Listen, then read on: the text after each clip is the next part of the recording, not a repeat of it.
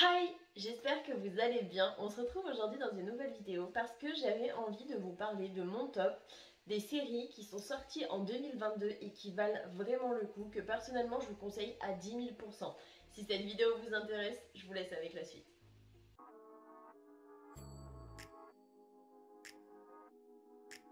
Comme d'habitude, je les ai pas classés par favoris, je les ai classés par entre guillemets nouvelles séries et celles qui ont été renouvelées, donc les nouvelles saisons entre guillemets, et principalement par date de sortie. La première série dont je voulais vous parler, il s'agit de Viking Valhalla, qui est sortie le 25 février. Pour information, une saison 2 va bientôt sortir et une saison 3 est déjà prévue, donc franchement c'est déjà trop bien. Au niveau du synopsis, ça raconte l'histoire d'un frère et d'une sœur qui, comme le nom l'indique, sont des vikings, qui sont dans un clan un peu spécifique et qui vont décider d'aller dans un autre clan, donc de traverser la mer, de prendre le risque de traverser la mer avec des compagnons, on va dire ça comme ça, qui considèrent un petit peu comme leur famille, pour se battre pour leurs croyances, en fait, tout simplement. Parce que à cette époque-ci, il y a deux croyances principales. Et il y a beaucoup de vikings qui ont choisi de prendre une autre religion et ceux, les vikings de base, qui ont une religion déjà spécifique. Et ça va être en gros un combat par rapport à ça. C'est franchement une série de base. J'aime pas trop ce qui est viking, etc. Parce que je trouve ça un peu violent, un peu barbare, un peu... Ouais, je suis pas hyper fan. Par exemple, Viking de base, je l'ai pas vu. Mais Viking Valhalla, ça m'a vraiment donné envie. Et au final, je vous la conseille à 10 000%. La prochaine série qui est sortie le 8 juin, il s'agit de Miss Marvel, qui malheureusement n'aura pas de suite parce que c'était une mini-série d'une seule saison qui continuera, je pense, dans des films. Marvel, cette année, ils ont fait pas mal de petites séries comme ça, et l'année dernière aussi, qui vont nous aider à comprendre ce qui va se passer dans les prochains films. Miss Marvel, ça raconte l'histoire d'une adolescente qui vit aux États-Unis mais qui n'est pas d'origine américaine, qui vient d'une autre culture et qui va découvrir que dans sa famille, ils ne sont pas terriens, qu'ils ne viennent pas en fait de la Terre. Elle va se rendre compte qu'ils ont dans sa famille des pouvoirs grâce à un bracelet magique qu'elle va trouver dans les affaires de sa famille. Elle va par la suite devenir Miss Marvel parce que son héroïne favorite c'est Captain Marvel, qu'elle idolâtre à mort. Ils vont vouloir aller dans un événement style Comic-Con, sauf que ça va pas forcément se passer comme prévu, il va falloir qu'elle utilise ses pouvoirs. Du coup, il y a des gens qui vont se mettre à la chercher. Elle va par la même occasion devoir partir dans son pays d'origine afin de trouver quelle, je vais pas dire espèce parce que je trouve ça moche comme terme, mais savoir de quelle nature elle est, parce qu'elle n'est pas humaine, elle n'est pas américaine. Enfin, pour vraiment savoir d'où elle vient et ce qu'elle est, tout simplement, il va falloir qu'elle parte de son pays pour en savoir plus. Le 17 juin, il y a la série L'été où je suis devenue jolie. Franchement, j'ai mis du temps à la regarder cette série. Pour être totalement honnête, je crois que je l'ai regardée septembre ou octobre, alors qu'elle est sortie au mois de juin. Pour vous dire à quel point j'ai mis du temps à la regarder. Pour information, une saison 2 est prévue, donc j'ai vraiment hâte. Ça raconte l'histoire d'une jeune fille qui a un groupe d'amis avec deux autres amis qui ne vivent pas dans la même ville, mais leurs mères sont meilleures amies et tous les étés, ils décident d'amener leurs enfants dans la maison de ces deux amis. Donc en fait, il y a une famille de riches avec deux fils et une famille normale avec une fille. Du coup, les mères décident tous les étés de les amener dans leur maison à celle qui est riche. D'ailleurs, l'autre, ça la gêne un petit peu, mais bon, c'est comme ça.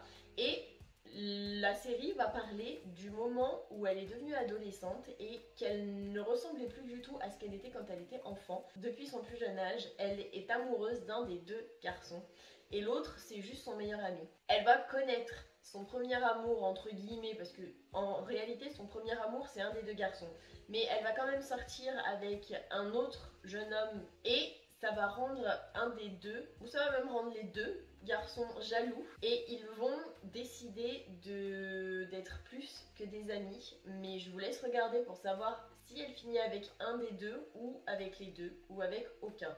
Parce que franchement, cette série, c'est juste trop bien. Par contre, c'est une série un peu d'ado, donc faut pas s'attendre à grand chose. Mais au niveau de l'histoire, je trouve ça quand même plutôt cool. La prochaine série qui est sortie le 6 juillet, il s'agit de Maggie, qui malheureusement a été annulée au terme de la saison 1, qui raconte l'histoire, comme son nom l'indique, de Maggie, qui est une jeune femme qui, depuis son plus jeune âge, a des pouvoirs de prémonition quand elle touche quelqu'un. Sauf qu'elle va en faire son métier, donc ça en soi il n'y a pas de souci. Le problème qui va se poser, quand on a un pouvoir de prémonition et qu'on est en couple, c'est très compliqué. Elle va se mettre en couple avec un jeune homme, sauf que tout va aller très vite parce qu'elle voit les choses qui vont se passer dans le futur et ne peut pas y faire abstraction. C'est-à-dire qu'à chaque fois qu'elle a une prémonition, c'est très dur pour elle de passer outre, de rester dans sa bulle avec son copain. Le problème, c'est qu'elle va rompre avec ce jeune homme, sauf qu'elle l'aime. Donc ça va être un peu compliqué. Elle va avoir une autre relation après, sauf que le gars dont elle est tombée amoureuse et avec lequel elle s'est vue avoir un avenir vraiment trop bien, va se remettre avec son ex et vont décider d'emménager là où elle habite. Donc ça va être très compliqué la relation entre les deux. À la fin de la saison, elle va même perdre ses pouvoirs, mais il y aura une raison à cela. Et franchement, c'est une série que j'ai adorée, même si malheureusement elle est annulée, je vous la conseille quand même. Le 28 juillet, il y a la nouvelle saison Pretty Little Liars, Original Sin. Franchement, j'adore. De base, j'adorais Pretty Little Liars quand c'est sorti. J'avoue qu'après, il y a eu beaucoup de saisons, etc. Et que pour tout vous avouer, j'ai pas vraiment tout regardé parce qu'au bout d'un moment, ça m'a saoulée. Pour information, une saison 2 est déjà prévue, donc franchement, j'ai vraiment hâte. Ça raconte l'histoire, comme dans Pretty Little Liars, d'un groupe de 5 jeunes filles qui, de base, ne sont pas forcément amies, mais qui vont le devenir parce que leur mère cache un secret. En fait, il y a une jeune fille au tout début de la saison, dans le tout premier épisode, qu'on va voir se suicider. Et toute la saison, ça va être de savoir qui est le tueur, parce que du coup, il y a un tueur comme dans Pretty Little Liars de base. Et de savoir pourquoi les 5 jeunes filles sont ciblées, se font harceler par texto avec des menaces en fait tout simplement pour soit qu'elles avouent la vérité, soit qu'il va y avoir des représailles signées de A bien évidemment. Faut que ça reste un A. C'est un peu la signature de Pretty Little Liars. Elles vont se rendre compte au final que c'est leur mère qui ont fait de la merde quand elles étaient adolescentes et que du coup ça retombe bizarrement sur leurs filles. Allez savoir pourquoi, ils ont envie de s'acharner sur les enfants et pas sur les mères. Plus tard dans la série, vous allez voir qu'ils vont aussi commencer à s'en prendre aux parents. Mais je vous laisse regarder, j'ai pas trop envie de vous spoiler non plus. Le 5 août, il y a la série Sandman qui a déjà une saison 2 de prévue et franchement j'ai hyper hâte. Ça raconte l'histoire, je vais pas dire d'un homme parce qu'il est plus considéré comme un dieu, le dieu des rêves, qui va se faire capturer par un psychopathe et qui va décider de le garder pendant plus d'une centaine d'années je crois, si je ne dis pas de bêtises. Enfin il va le garder hyper longtemps en cage, le pauvre, et en fait c'est son fils qui va décider de le libérer. Il va donc essayer de rattraper les 100 ans ou je sais plus combien d'années qu'il a perdu tout simplement parce que avant d'avoir été capturé, il était quand même le roi des sables, le roi des rêves. Donc en fait il a un royaume de base et on va apprendre par la suite qu'il aime aussi monter entre guillemets dans le monde des humains et découvrir en fait qui fait la personnalité des humains, etc. Donc c'est vraiment une série juste trop bien. On va voir aussi des démons, on va voir plein d'autres personnages que personnellement on n'a quasiment jamais parlé, donc je trouve ça plutôt cool. Et franchement j'ai adoré et j'ai hâte que la saison 2 sorte. Le 18 août, il y a la série She-Hulk qui est sortie et qui pour le moment n'est pas terminée définitivement. Ils sont un petit peu en pourparlers pour savoir si une saison 2 arrivera ou pas. Qui raconte l'histoire de la cousine de Hulk, quand il est en humain bien évidemment, qui va être avec son cousin Bruce.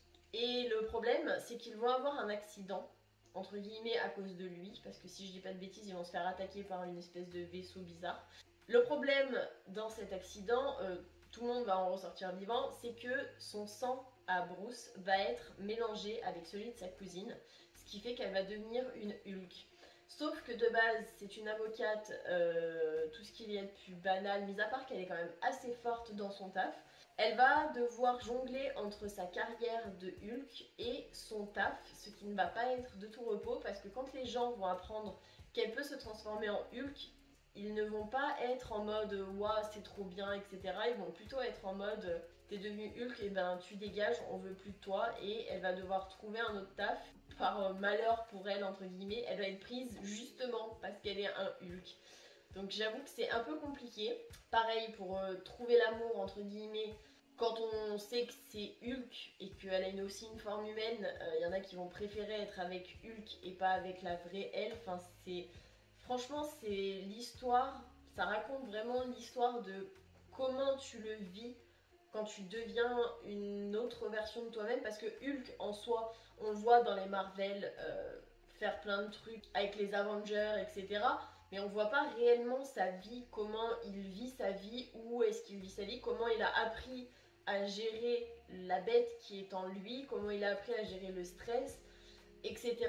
Et franchement, cette série, elle est juste trop bien et elle est trop drôle. Par contre, le seul truc que je reproche, entre guillemets, c'est que les épisodes durent une demi-heure et qu'il n'y en a pas beaucoup. Donc ça, c'est moyen. Mais en dehors de ça, la série est vraiment trop bien. Le 21 août, il y a la série House of Dragon, Game of Thrones. Franchement, cette série, c'est juste une pépite. Alors, ça raconte l'histoire bien avant Daenerys et toutes les autres familles qu'il y a dans Game of Thrones. Mais franchement, elle est vraiment trop bien. Il y a plus de dragons, parce que de base, dans Game of Thrones normal, il n'y a que les 3 dragons de Daenerys. Et là, ça raconte vraiment l'histoire de la famille de Daenerys, donc les Targaryens, qui ont chaque personne a un dragon, de comment ils ont géré, entre guillemets, leur lignée, comment ils ont défini leur roi, leur reine, ce qui s'est vraiment passé dans leur lignée, ce qui a merdé, entre guillemets, les relations qu'il y a eu dans la famille. Enfin, franchement, j'ai vraiment adoré. Alors après, il y a 2-3 trucs qui sont pas top, comme l'ancêtre de Daenerys qui au final va se marier avec son oncle. Elle est amoureuse de son oncle, donc voilà. Donc j'avoue que c'est un petit peu compliqué, mais en soi, la série est vraiment trop bien. Le 2 septembre, il y a la nouvelle série Le Seigneur des Anneaux. Une saison 2 et une saison 3 sont déjà prévues par ceux qui ont créé, en tout cas, Le Seigneur des Anneaux. Alors, de base, je suis pas trop Le Seigneur des Anneaux parce que je trouve ça long, c'est vieux comme film. Donc, personnellement, j'ai pas eu la motive de regarder quand j'étais plus jeune. Et je me suis dit, je vais regarder cette série pour voir ce que ça vaut. Et franchement, avec les effets spéciaux qu'on a maintenant, j'ai vraiment kiffé cette série. Ça raconte vraiment l'histoire des nains, des elfes, des humains, de ce qui s'est passé de avant que tout le bordel de la Terre du Milieu, etc., du Hobbit, etc., et de la création même, en fait, des anneaux, donc bien avant qu'ils se battent les anneaux, vraiment la création, en fait, tout simplement des anneaux du pouvoir. Et franchement, même si de base je suis pas trop le Seigneur des Anneaux, j'ai adoré cette série parce que autant au niveau des effets spéciaux qu'au niveau des décors, qu'au niveau des personnages, etc., j'ai vraiment accroché entre les histoires d'amour, les trahisons, etc. J'ai vraiment adoré. Le 11 septembre, il y a la nouvelle série The Serpent Queen, qui a déjà une saison 2 de prévue, qui raconte l'histoire d'une reine. De base, c'était une jeune fille de la haute, d'Italie plus précisément, je veux pas trop vous spoil, qui va malheureusement devoir partir de son pays car ils sont persécutés et va devoir se marier avec un prince et au final va devenir le roi et la reine. Et le problème étant que ses enfants, c'est pas forcément les mieux placés pour régner après sa succession, que son mari est mort, mais en fait, quand elle a rencontré le prince, avant qu'il ne se marie et qu'il ne devienne roi et reine, il était amoureux d'une femme bien plus âgée qui, on va dire, profitait de lui, dans le sens où elle voulait pas d'enfant, elle voulait rester au palais, soi-disant elle l'aimait, mais bon, moi je suis pas vraiment sûre. Du coup, la Serpent Queen, elle va savoir sa relation avec la dame un peu plus âgée. Elles vont un petit peu se battre le trône, sauf que, bah, bien évidemment, en tant que reine, réelle reine, et l'autre, ben, c'est sa maîtresse. Donc au final, ce n'est pas réellement une tête couronnée. Donc en fait, elle a beaucoup moins de pouvoir que la vraie reine. Ça va vraiment raconter ce qui se passe quand il y a un mariage arrangé, que tu deviens reine, que tu as des enfants, que ton mari te trompe avec quelqu'un d'autre. Enfin, ce qui va se passer, voilà, pour garder son trône. Et franchement, j'adore vraiment cette série, j'ai vraiment hâte. Alors après, il y a certains trucs qui sont un petit peu gore, coupage de doigts, des choses comme ça, c'est moyen. Mais sans compter ça, franchement, c'est vraiment une série au top. Le 30 septembre, il y a la nouvelle série Miskina qui est sortie. Pour le moment, il n'y a pas encore de saison 2 de prévu, mais ce n'est pas annulé. Donc ils sont en pourparlers. J'aimerais bien qu'ils se décident rapidement parce que franchement, j'ai adoré cette série. Ça raconte l'histoire d'une jeune fille qui vit toujours chez sa mère et sa grand-mère, qui n'a pas de copain mais qui a un meilleur ami et qui a une sœur qui va se marier. Sauf que sa sœur qui se marie ne se marie pas avec une personne de la même religion qu'eux. Donc du coup la grand-mère elle n'est pas forcément pour le mariage, n'est pas du tout pour le mariage et va refuser tout simplement de participer au mariage jusqu'au moment où celle qui joue Miskina va décider de faire dire à son futur beau-frère une phrase qui va tout changer parce que du coup il va se convertir à la même religion que sa future femme sans le savoir réellement. Et quand il va le savoir, il va pas forcément être content au début. Enfin, lui en soi, il s'en fout un petit peu. C'est surtout la sœur qui va devenir la future femme qui ne veut pas que son futur mari devienne de la même religion qu'elle parce que justement, ce qu'elle aimait, c'était la différence qu'il y avait entre les deux. Donc avoir quelqu'un qui a la même religion qu'elle, mais en version plus... Il est beaucoup plus à fond dedans que elle, donc j'avoue que ça doit être chiant quand même. Ça va raconter principalement l'histoire de comment elle va gérer sa relation avec son meilleur ami, ce qui va se passer entre eux, s'il va rester son meilleur ami ou pas, d'une future relation qu'elle pourrait avoir aussi avec quelqu'un que sa grand-mère adore. Franchement, j'ai vraiment adoré. C'est super drôle comme série, donc j'espère vraiment qu'il y aura une saison 2. Le 16 novembre, il y a la nouvelle série Super Noël qui est sortie et qui a déjà une saison 2 de prévue.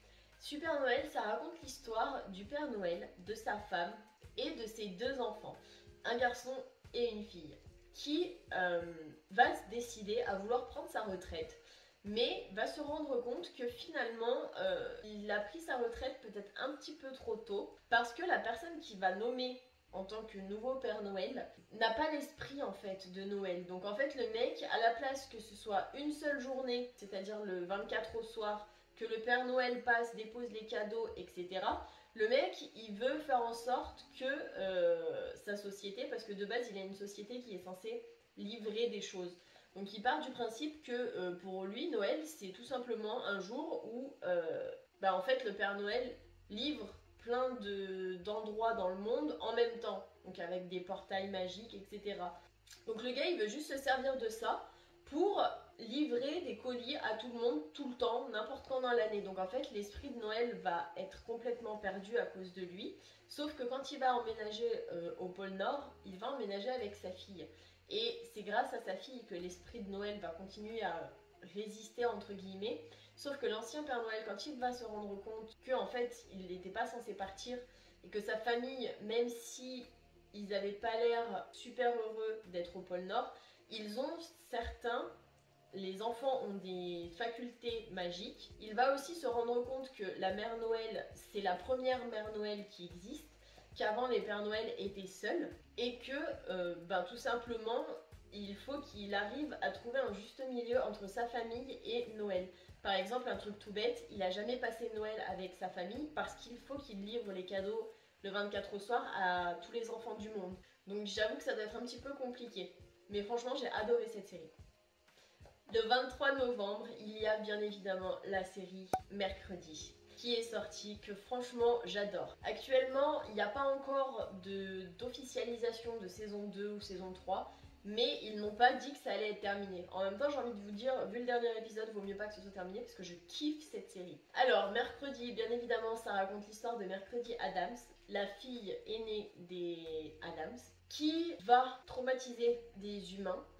On va dire ça comme ça. En fait, dans la famille, les deux enfants sont les seuls à pouvoir se traumatiser l'un l'autre. à pouvoir faire les pires crasses à l'autre, mais les enfants lambda de l'école n'ont pas le droit. Le problème, c'est que son petit frère va être enfermé dans un casier, qu'elle ne va pas supporter ça, et qu'elle va décider de se venger en punissant ceux qui ont fait ça. Sauf que son petit frère ne veut pas lui dire qui a fait ça, parce que soi-disant, il ne sait pas alors qu'il les a très bien vus. Et elle va petit à petit développer une capacité pour voir le passé, le présent et le futur, mais d'une certaine façon. Sa mère a le même pouvoir, mais pas les mêmes visions, parce que la personnalité fait qu'elle voit certaines choses au niveau de ses visions que les autres ne voient pas parce qu'ils n'ont pas la même personnalité qu'elle. Je sais pas si c'est très clair. Donc elle va voir qui est-ce qui a fait des crasses à son frère, elle va décider de se venger, sauf que ça va la faire dégager de son école parce qu'elle va mettre des piranhas dans la piscine, que un des élèves, ouais, il va perdre une boule quoi. Le pauvre. J'avoue que c'est bien pensé. Ils sont pas morts, donc bon, au pire. Et elle va devoir aller dans une nouvelle école où ses parents étaient. Au début, elle va pas du tout vouloir y aller, surtout qu'elle va être en coloc avec une jeune fille adorable, un peu trop adorable à son goût parce que elle aime tout ce qui est noir mercredi. Et sa colocataire, comment vous dire qu'on dirait que c'est un truc arc-en-ciel. Enfin, franchement, c'est très coloré. Hein. C'est un loup-garou, mais c'est quand même très coloré. On va se rendre compte qu'il y a une histoire de meurtre, qu'elle est plus ou moins liée à tous ces meurtres, qu'elle est entre guillemets la clé, mais qu'elle ne sait pas encore tout ce qui va se passer. Enfin, franchement, ça raconte plein de choses et je vous la conseille à 10 000%. Entre la magie, entre le dark qu'il y a, les histoires d'amour, les histoires d'amitié qui ne vont pas être très faciles non plus, franchement, c'est une série pépite. Maintenant, dans les nouvelles saisons qui sont sorties en 2022, la première étant le 27 mai, Stranger Things, saison 4.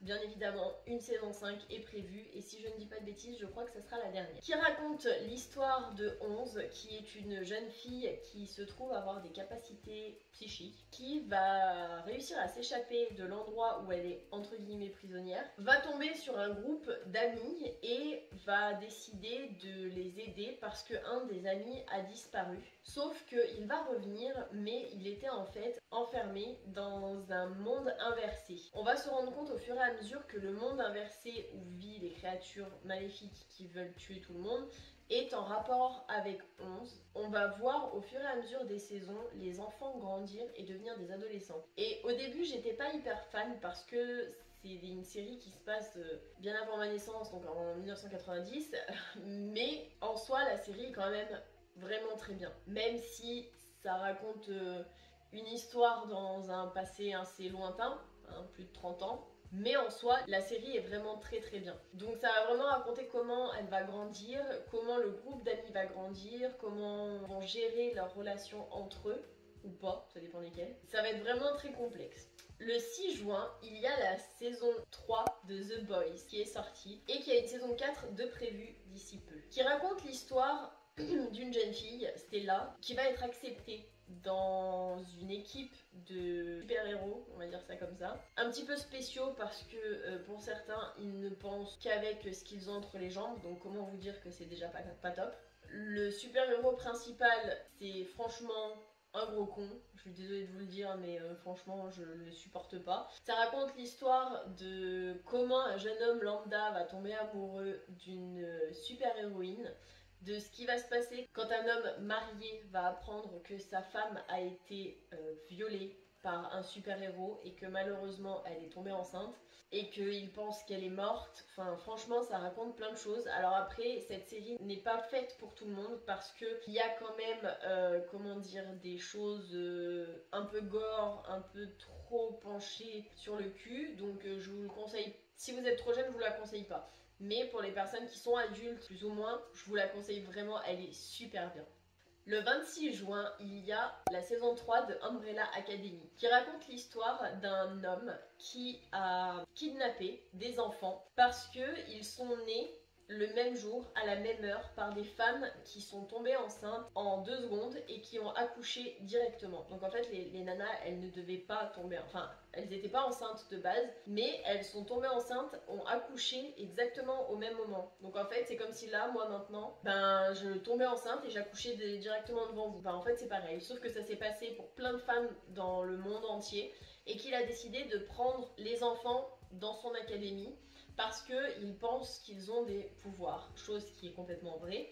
Sauf que ça va pas se passer comme prévu parce que déjà de base le mec il aime tellement pas les enfants qu'il leur a même pas donné des prénoms, il leur a donné des chiffres. Donc c'est déjà super sympa. Si le père va mourir et ils vont se réunir tous ensemble, sachant qu'avant la mort du père, ils s'étaient quand même séparés parce qu'il y avait un des enfants de l'académie qui était mort. C'est un peu compliqué, mais en soi, je trouve cette série juste trop drôle. Il y a plein de rebondissements auxquels on ne s'attend pas. Parce qu'il y a un des enfants qui a le pouvoir de voyager dans le temps. Un peu spécial, mais de voyager dans le temps quand même. Et franchement, cette série, elle est juste trop bien. Le 16 septembre, il y a la saison 2 de Fate, la saga Wings. Destin, la saga Wings. Je sais pas comment vous l'appelez, mais moi j'appelle Fate. Bref, pour information, elle a été annulée. Au terme de la saison 2, il n'y aura pas de saison 3.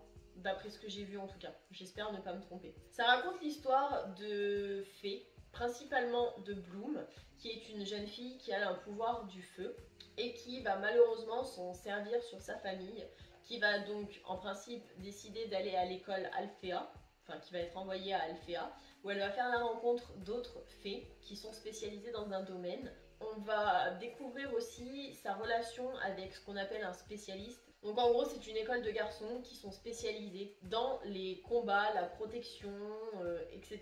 Et elle va tomber amoureuse d'un des spécialistes, sauf que celui dont elle va tomber amoureuse était déjà avec quelqu'un d'autre avant qu'elle arrive. Enfin en gros ça va être compliqué parce que du coup la meuf à qui elle va voler le gars qui est toujours amoureux de lui, ça va devenir sa meilleure amie. Je sais pas, c'est un peu compliqué. Donc en gros ça va raconter l'histoire de 5 fées qui vont décider de trouver des réponses liées à leur passé, liées à leur vie présente, mais aussi à leur avenir.